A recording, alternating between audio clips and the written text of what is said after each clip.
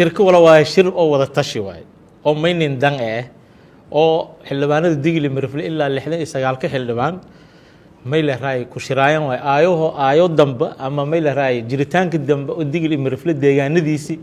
oo dhibaatooyin badan ka jaran iyo may la raay dhinaca siyaasad iyo awood qaybsiga dadku may la qaybsado korn oo kale shir oo guud ahaan ee way dareera iyo xaaladda hadda jirta siyaasad sidii leen ku hadal fadiyo shirkaasnu hadda bilaawday wala dareeray weekend dareere xildhibaanada kalena sugaan markuu wala fadaan markii dhamaad ka bacdi shir jaraa'id ha saaran shirkanu may la raay shir oo dad la ka jaraaxayo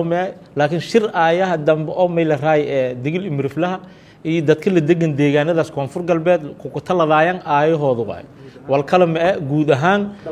dalka waay markaan wala fadaan sidii uu Soomaalidu wal kula qaybsado fandi sidii awood qaybsigii may la raay hadda jara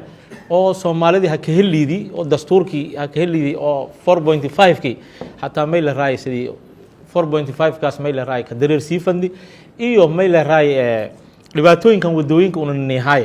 oo may la raay dad may la raay la ka jaraaxay la ka dilo oo kufsiga ka jar walaagaas dhan wal ku saabsan waay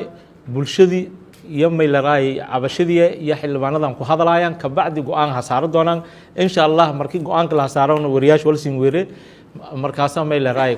press conference